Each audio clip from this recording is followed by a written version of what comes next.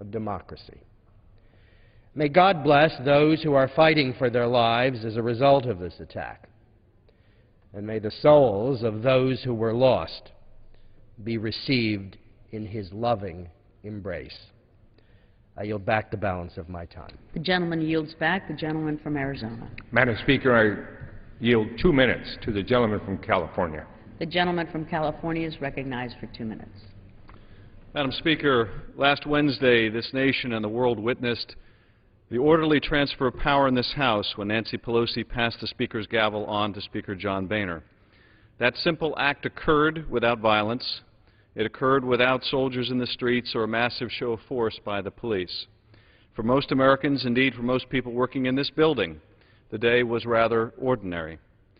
Our lack of political violence, our tradition of resolving policy arguments in the legislature and the courtroom, is one of the greatest gifts that the founders and all of the generations that followed them have left to us.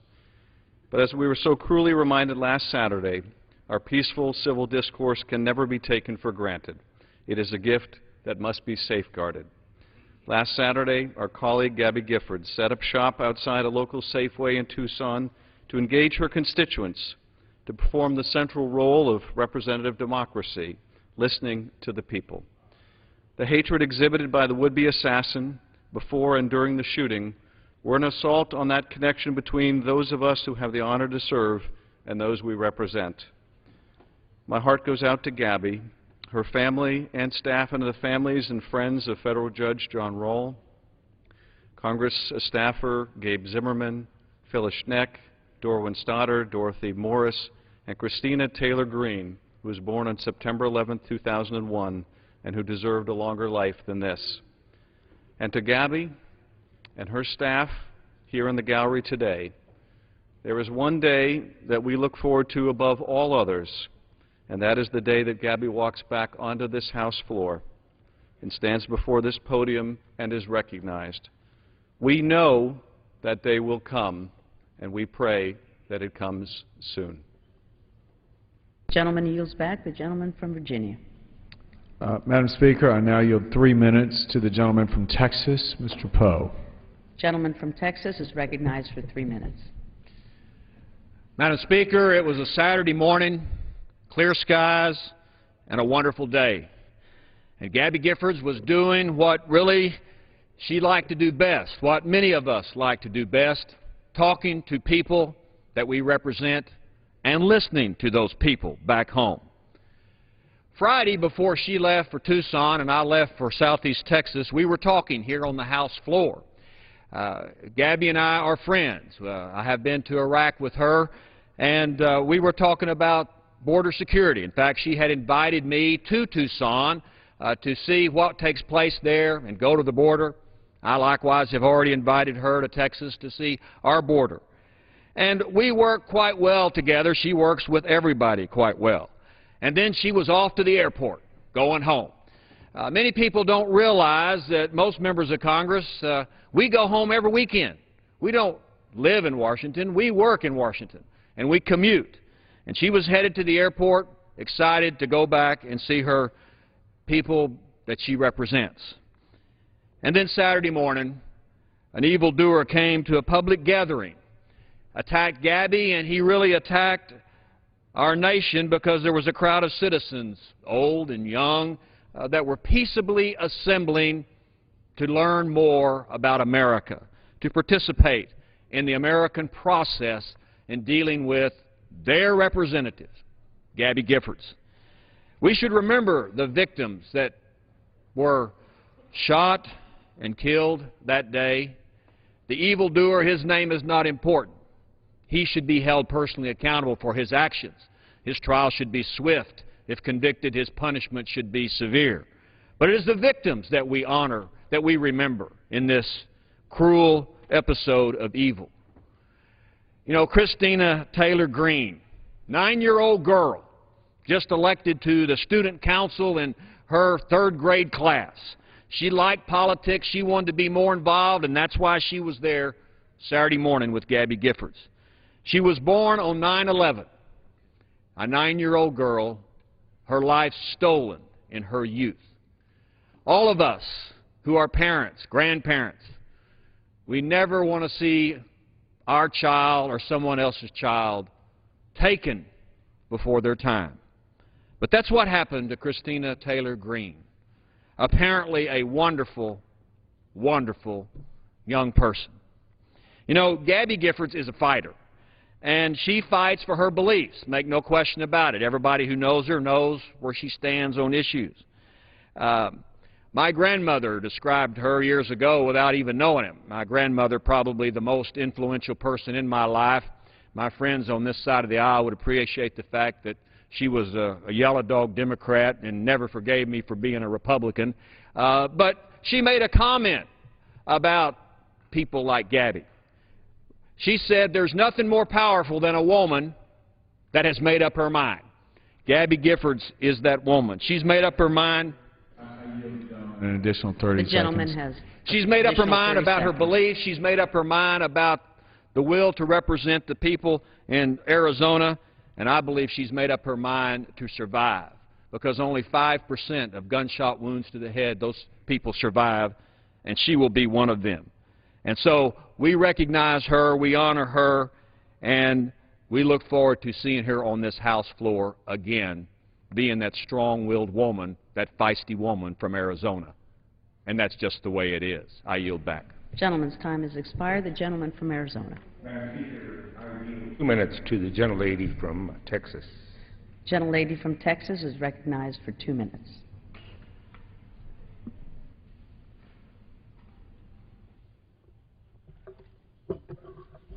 I thank the gentleman for yielding.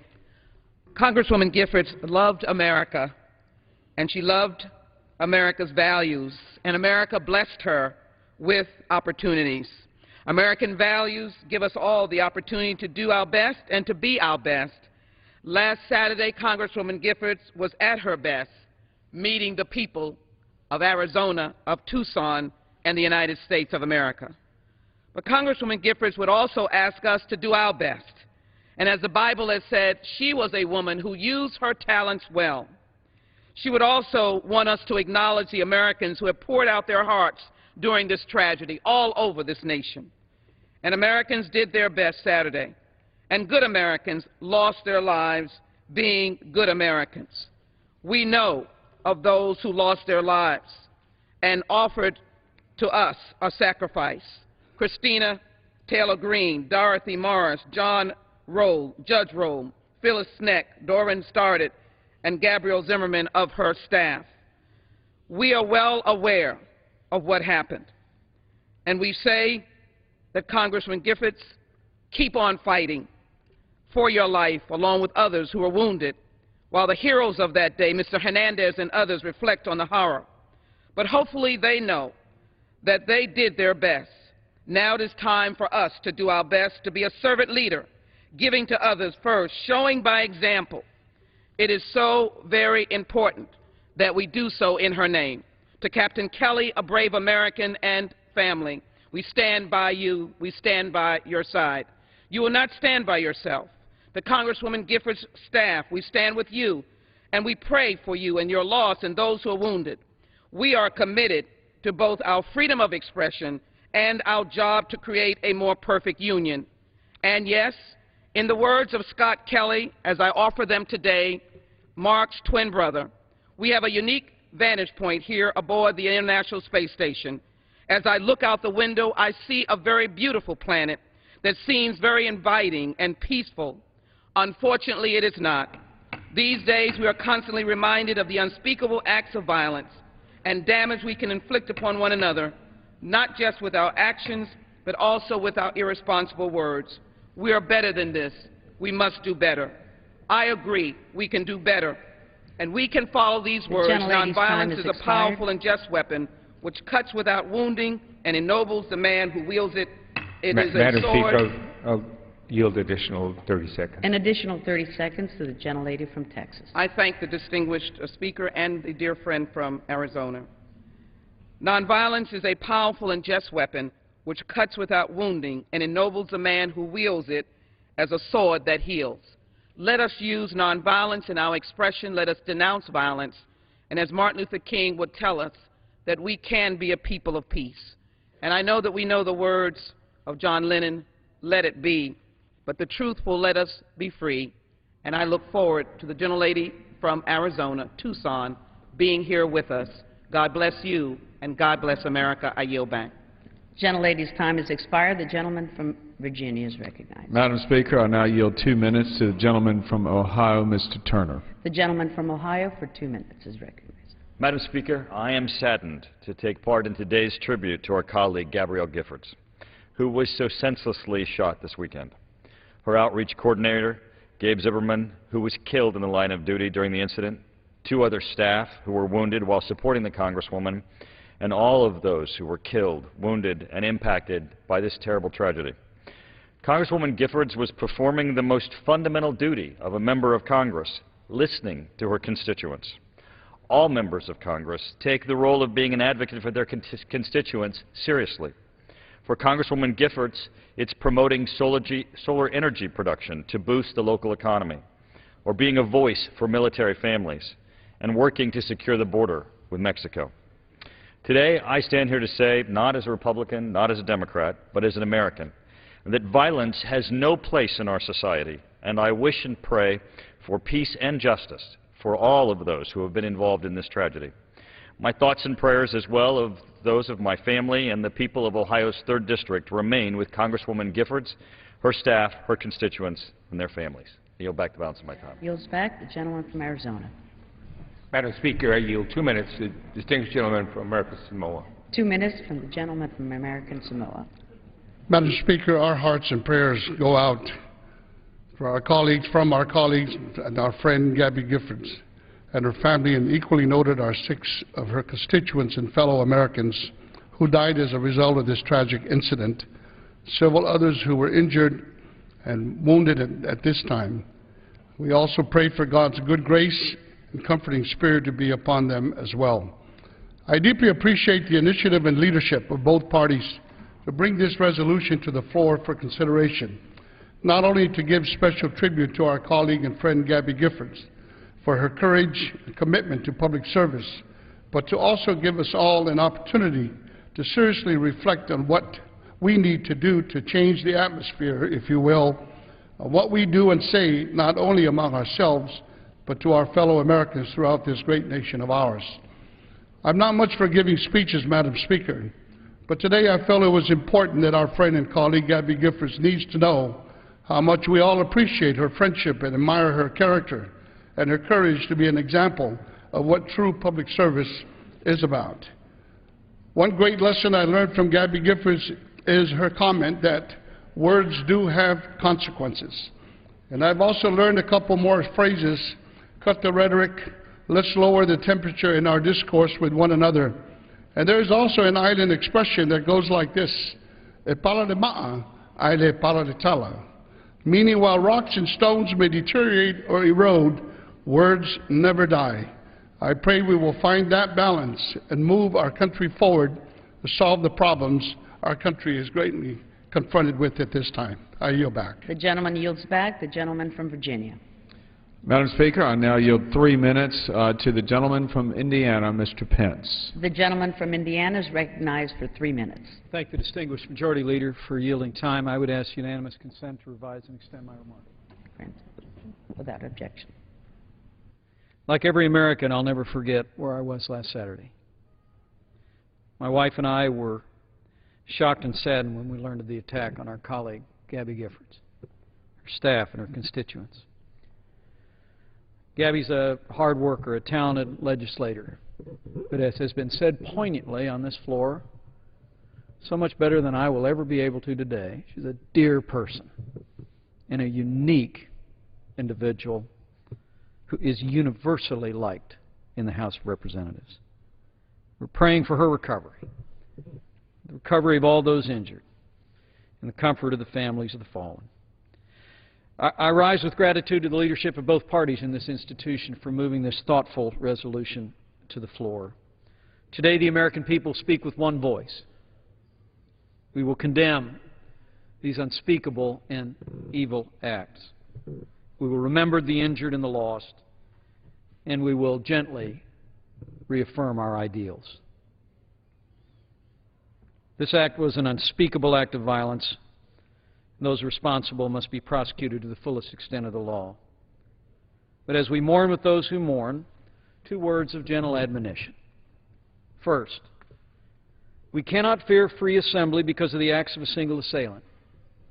We live in an open society and enjoy representative democracy under our Constitution. Our system depends on regular and informal contact with our elected representatives, and neither the public nor its servants should be dissuaded from participating in public assembly because of the despicable acts of a single deranged person. Lastly, I understand the pain that Saturday last has caused for so many in this body and around the country. But we cannot fear free and open debate. Democracy depends on heavy doses of civility, and as my colleagues know, I've always sought to model that here on the floor and elsewhere. We should always refrain from engaging in personal verbal attacks against those with whom we differ on important questions of the day. But let me say, we must also resist, in these moments of heartache, the temptation to assign blame to those with whom we differ for the acts of others. No expressed opinion, on the left or the right, was to blame for Saturday's attack, and we must resist efforts to suggest otherwise, because to do so has the potential to inhibit and erode our freedom. So we rise to mourn with those who mourn, to grieve with those who grieve. We cannot fail to be moved by the tragic events in Arizona. We must not fail to pray earnestly for all those affected. And we will not fail to defend our freedom, lest it be one more victim of the horrific events in Tucson on Saturday last. I yield back. Gentleman's time has expired. The gentleman from Arizona. Madam Speaker, I yield 2 minutes to the gentleman from New York. Gentleman 2 for minutes yielding. to the gentleman from New York. I thank the gentleman for yielding. Madam Speaker, the outpouring of support from every corner of Western New York for the victims of the attack in Tucson has been overwhelming and inspiring. It is on behalf of Western New York that I offer our prayers to my friend and colleague, Gabby Giffords, and to all the injured, and our sympathies to the families and friends of Gabe Zimmerman, John Roll, Dorothy Morris, Phyllis Schneck, Dorwin Stoddard, Christina Taylor Green. Some are suggesting that violence-themed political rhetoric contributed to this tragedy. I think it would be wise to reflect on how we characterize our political opponents and how we conduct our debate. Undoubtedly, our debate could benefit from more light and less heat, from more humility and less hostility. But this attack was carried out by a man who appears to have been severely mentally ill, and we may never understand why he did what it is he did. Our best response to this atrocity is to reject fear and intimidation and to embrace the work in our communities with joy, openness, and dedication. That is a type of public service that Gabby believes in, and I urge my colleagues to follow her example. I yield back the balance of my time. Gentleman yields back. Gentleman from Virginia. Madam Speaker, I now yield 2 minutes to the gentleman from Minnesota, Chairman of the Education and Workforce Committee, Mr. Klein. Gentleman from Minnesota is recognized for 2 minutes. Thank you, Madam Speaker. I thank the gentleman for yielding. Madam Speaker, Saturday was a dark day for the residents of Tucson, Arizona, and our nation.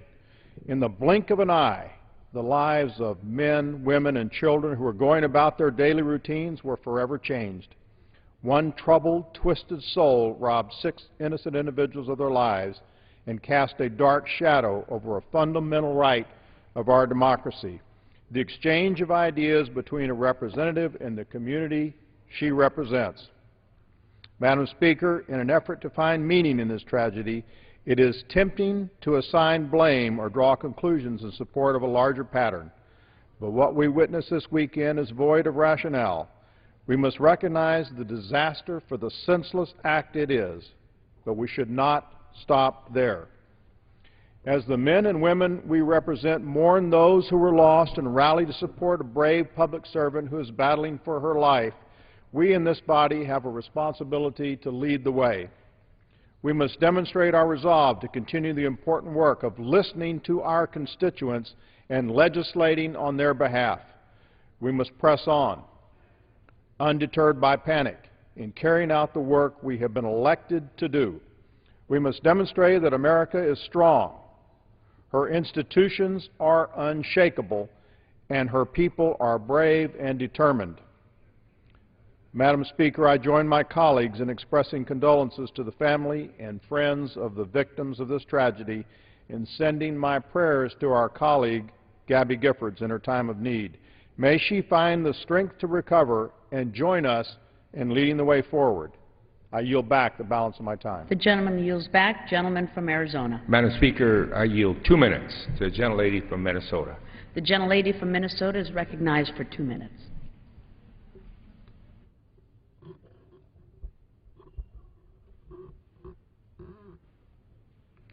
Madam Speaker, this House, this entire nation, extends our support, love, and best wishes to our colleague, Representative Gabrielle Giffords, and to all those wounded in Saturday's shooting.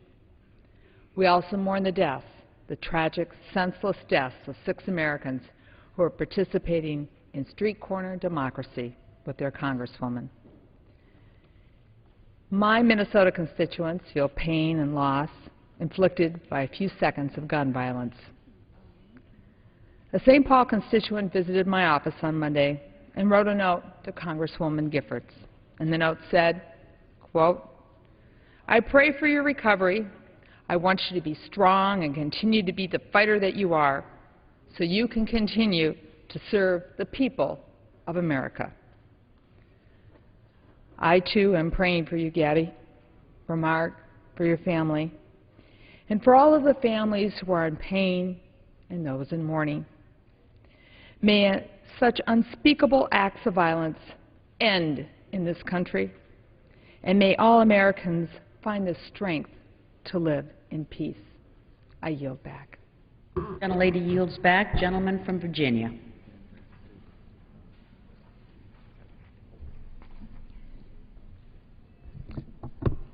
Madam Speaker, it's now my honor to yield to the Majority Whip, the gentleman from California, Mr. McCarthy, for 3 minutes. The gentleman from California is recognized for 3 minutes. I thank the gentleman, and Madam Speaker, I recall a short time ago, after election of 2006, I came in a freshman class. As all the members here know, when they come together right after the election, they get together as freshmen. And you've gone through a debate, you've gone through an election, and you look around, you're meeting people from across the country. I remember in that class, when you looked across, there's a lot of different people, but Gabby's smile that she has just lights up the room. She didn't sit back to wait to talk to everybody on different sides of the aisle. She did it just as she's done every day on this floor. Walked right up, introduced herself, and says, "How can we work together?" You know, when you look just last week, Gabby sitting on this floor, standing right in this well, reading the Constitution, the First Amendment. Going home, doing what she's done many times before, listening to her constituents, what all of us do. What has transpired, we cannot let happen. We cannot be deterred, just from that same aspect that Gabby gives the strength that she fights right now. And we cannot forget those that lost their lives. We cannot forget the federal Chief District Justice John Roll. Gabe Zimmerman, working for Gabby's staff. 9-year-old Christina Taylor Green, being elected in student council, just wanting to meet her representative and a neighbor taking her down. Also from Dorothy Murray, Dorwin Stoddard, or Phyllis Shett, doing what they thought every American is right to do and give their opinion. And that's what this floor has to be committed to. That's what this floor has to continue to fight. And that is exactly what Gabby continues to fight for and will continue as we go. I yield back. The gentleman yields back. The gentleman from Arizona. Madam Speaker, I yield 2 minutes to the gentleman from California. The gentleman from California is recognized for 2 minutes. Madam Speaker, on behalf of the men and women of the 10th Congressional District, I rise in support of this resolution and bring to this floor their condolences and prayers for the 6 who were murdered in Tucson and for Gabby and her speedy recovery. Patty and I send along our own special prayers and condolences. For those of us that have had the privilege of working with Gabrielle, I add my own special thoughts. I came to the Committee on Science and Technology, where she was the chairwoman of the subcommittee on space, and immediately saw her incredible intelligence, her charm and wit as she conducted numerous hearings, and came to understand her commitment to America's science and technology and space as she led our committee to the reauthorization of the NASA programs. I look forward to her speedy recovery and her return to this floor where she can once again provide her talents and her leadership as she would once again lead us in our efforts to bring about a better understanding not only of the space and this role of our planet in the cosmos, but also our own personal understanding to each other and to our constituents. It was a sad day on Saturday, and it will be a bright future when Gabrielle returns to this floor. I yield back. The gentleman from Virginia. Madam Speaker, it's now my honor to yield to the chairman of the Republican Conference, the gentleman from Texas, Mr. Hensarling, for 3 minutes. The gentleman from Texas is recognized for 3 minutes. I appreciate the gentleman from Virginia, the distinguished majority leader, for yielding. Madam Speaker, I haven't come to the House floor with any prepared remarks. Frankly, I'm not sure my vocabulary, I'm not sure my thoughts can do the moment justice. I would say, in the victim that we know, Congresswoman Giffords, Gabby, if there is a sweeter, a kinder, a more gentle member of the House, I know not their name. So many of us consider her to be a friend. I think if there was a poll of members of the House, she would probably be voted least likely to offend any human being, which makes this incident, this tragedy, so unfathomable. We all pray for her full recovery. This House is not whole without her smile, without her voice, without her presence. Madam Speaker, I did not know Gabrielle Zimmerman, but I know a lot of great Americans, young people, who decide to dedicate themselves to public service and work on my staff. And I know how they are a part of my extended family. I didn't know Doran Stoddard, Phyllis Schneck, Dorothy Morris, but their parents, their grandparents, their spouses, and we think of our own family. I didn't know Judge John Roll, but again, somebody who committed their life to public service. And last but not least, I don't know Christina Taylor Greene. I didn't have that pleasure. A 9-year-old child thrilled to learn about our representative democracy and brought down in an act of evil. I never met her,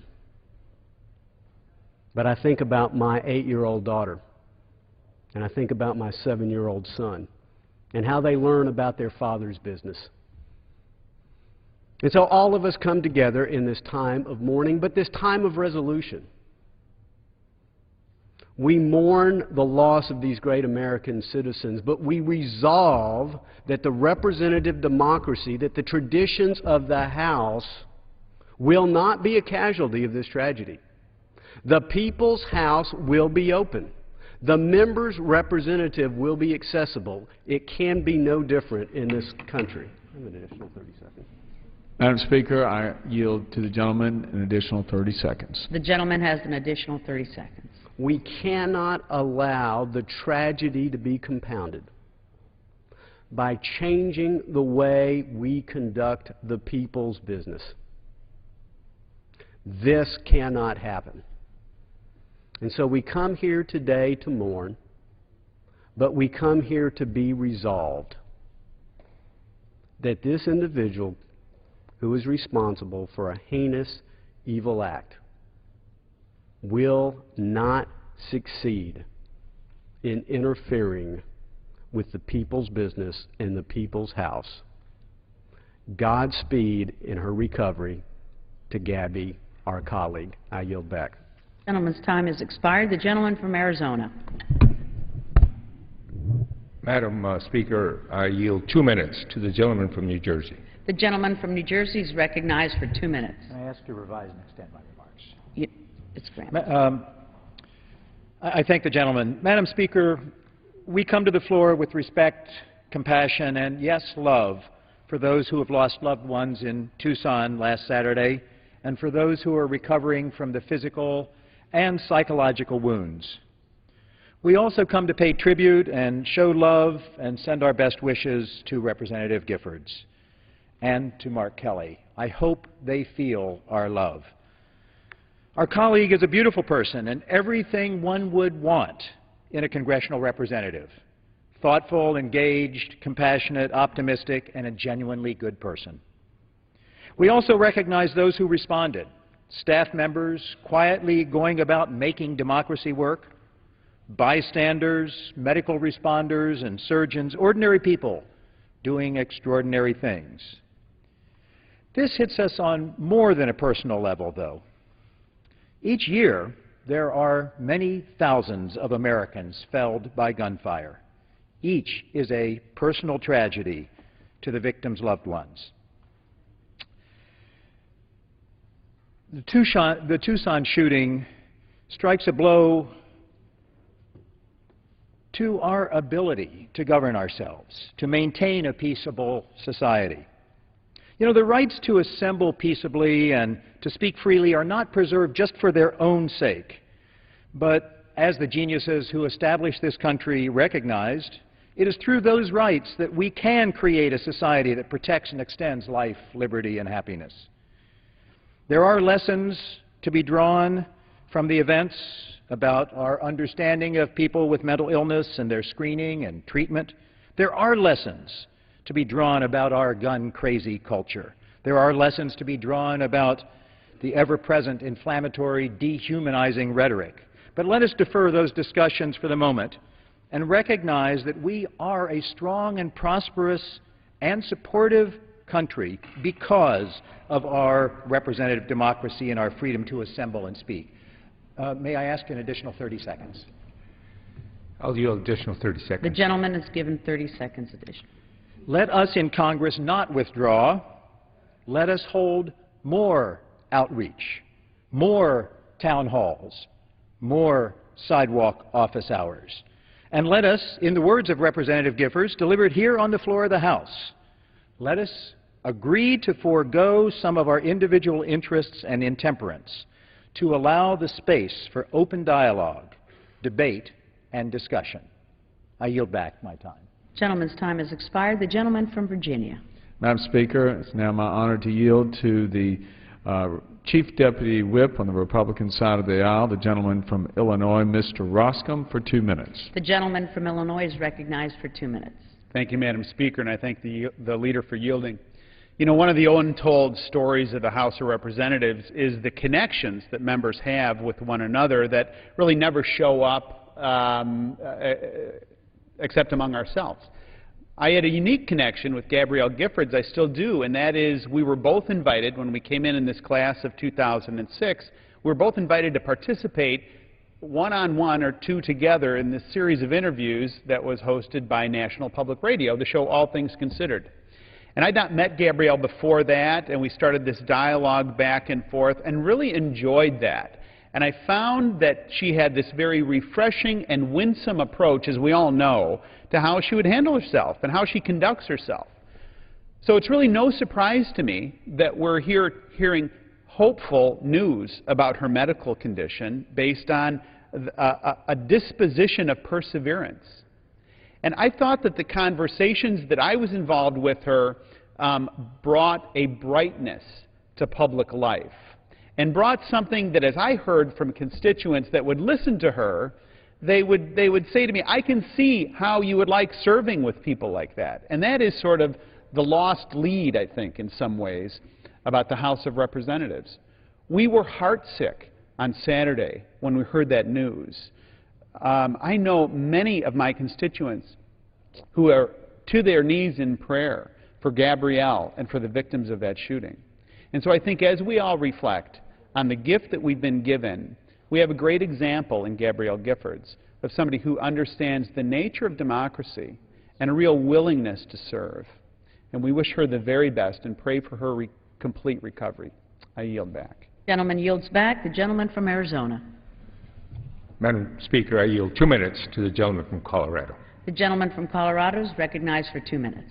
I thank the gentleman from Arizona, and Madam Speaker, I had the opportunity to know Gabby before we were elected to the Congress. She was in the state legislature in Arizona. I was in the state legislature in Colorado. She was one of the youngest people ever elected to the state legislature there in Arizona, and she's been a friend of mine for some time now. And I'm having a hard time processing what actually occurred last Saturday to her and to those other people. Our prayers, obviously, are with her, with the families of those who were murdered, and for the swift recovery of everybody who was injured in that shooting. I rise in support of the resolution, and I thank the leadership for bringing it. The second paragraph of the resolution says, whereas on January 8, 2011, an armed gunman opened fire at a Congress on Your Corner event hosted by Representative Gabrielle Giffords in Tucson. And I want to explain what it was that she was doing, because it's at the heart of our democracy. We've heard about it from other speakers. But the Congress on Your Corner, I do something similar called a government in the grocery. Other people do something like this. It's about listening to your constituents. It's about being in a less formal setting than on the floor of the House of Representatives or in an assembly hall, but where people feel comfortable talking to you. So comfortable, and this was so successful, that she had the littlest, most innocent person in Christina Taylor, a 9-year-old, to the most powerful in the Chief District Judge, John Roll, coming to a very informal setting at a grocery store to talk about America, to talk about their hopes, their desires, their concerns. This is what it's all about. This woman was conducting something so essential. If I could have another 30 seconds, Mr. I'll yield additional 30 seconds. The gentleman is granted an additional 30 something seconds. so essential to the fabric of our democracy. And to the grocery stores and the coffee shops and the flea markets, those that provide these venues where people feel comfortable to come and express their views, just thank you.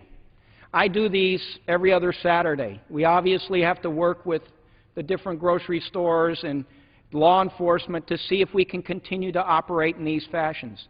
But this is what it's all about. Gabby Giffords is as good as they get. We pray for her speedy recovery, and we thank her for her service. And with that, I yield back. The gentleman's time has expired. The gentleman from Virginia. Thank you, Madam Speaker. It's my honor to yield 2 minutes to the Chairman of the Rules Committee, gentleman from California, Mr. Dreyer. The gentleman from California is recognized for 2 minutes. Thank you very much, Madam Speaker, and I appreciate our distinguished Majority Leader for yielding me this time.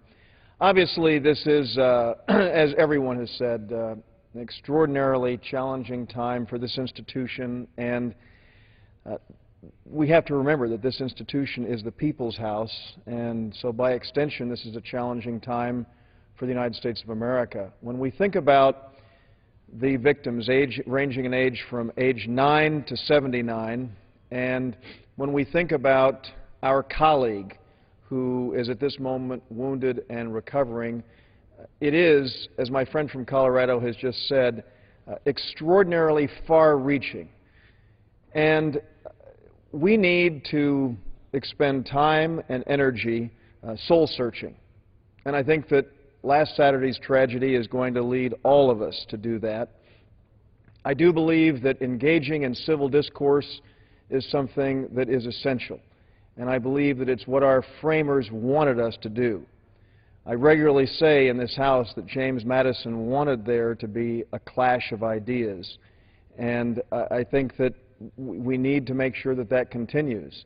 But at the same time, I think it's important for us to remember that we're not dealing, based on every shred of evidence we have now, with anything political as it relates to what took place on Saturday. As George Will said over the weekend, there are 308 million Americans, and a few of them are unhinged. And we need to remember that.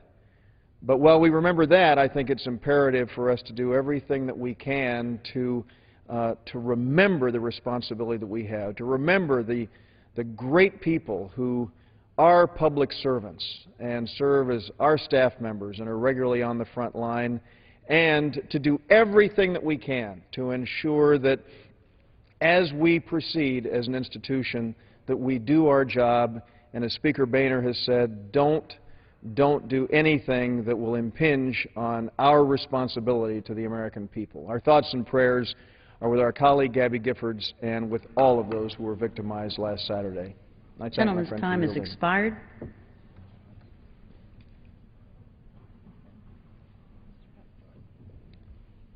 Who seeks recognition? Pursuant to Clause 1C of Rule 19, further proceedings of this resolution will be postponed, and pursuant to Clause 12A of Rule 1, the House will stand in recess subject to the call of the Chair. Live picture of the U.S. Capitol here, where flags